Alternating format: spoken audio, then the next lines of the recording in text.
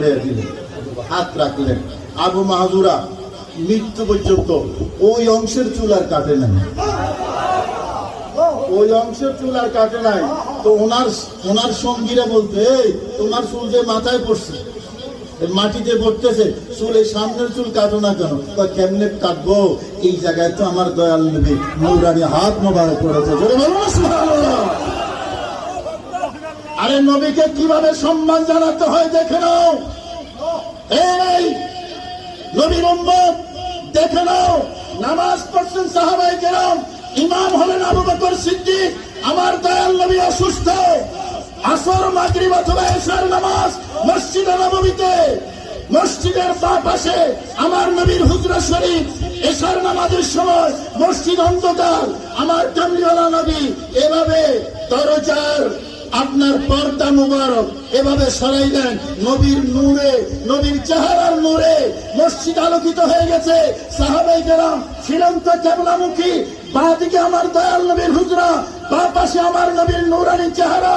ওই দক্ষিণ দিক থেকে মানে কিবলার দিক থেকে সাহাবায়ে কেরাম নিজের চেহারা ঘুরাইয়া আমার নবীর দিকে তাকাইলেন এবং বলতেছেন, নবীর নূরানি চেহারা মোবারক দেখা আমরা এত খুশি হয়েছি, আমরা আনন্দের অতিশয্যে আমাদের নামাজ ছেড়ে দেওয়ার উপক্রম হয়ে গেছে।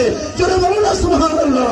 নারায়ে তাকবীর, নারায়ে তাকবীর, নারায়ে রিসালাত, আহলে সুন্নাত ওয়াল জামাত, জশ্নে জুলুসে। আব্দুল্লাহ ইবনে জুবায়ের নবীর আরেকজন সাহাবী, নবীর আত্মীয়, আমার কামলিওয়ালা নবী রহমতুল আলামিন সিংহা লাগাইলেন। সিংহা বুঝুন তো? এই সিংহা বুঝেননি? এটা সুন্নত। সিংহা লাগানো কি সুন্নত?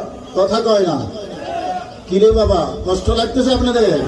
সিংহা লাগানো সুন্নত। তো সিংহা লাগাইলে রক্ত বের হয়। আমার কামলিওয়ালা নবী সিংহা লাগাইলেন, এইটুক রক্ত বের হয়েছে। আব্দুল্লাহ ইবনে জুবায়েরের কাছে দিয়া কয়, এ আব্দুল্লাহ ইবনে জুবায়ের শোনো, আমার এই রক্তগুলো এমন জায়গায় লুকাইয়া আসো কেউ যাতে নাগাল না পায়, কেউ যাতে না দেখে। আব্দুল্লাহ ইবনে জুবায়ের আমার নবীর সামনে থেকে গিয়া চিন্তা করলেন, পানিতে ফেললেও মানুষে দেখবে, মাটিতে ফেললেও মানুষে দেখবে, তো কোথায় রাখবো? নবীজি বলেছেন কোথাও যাতে মানুষ নাগাল না পায়। তো আব্দুল্লাহ ইবনে জুবায়ের করলেন কি, বাস হাতে নিয়ে নবীর রক্ত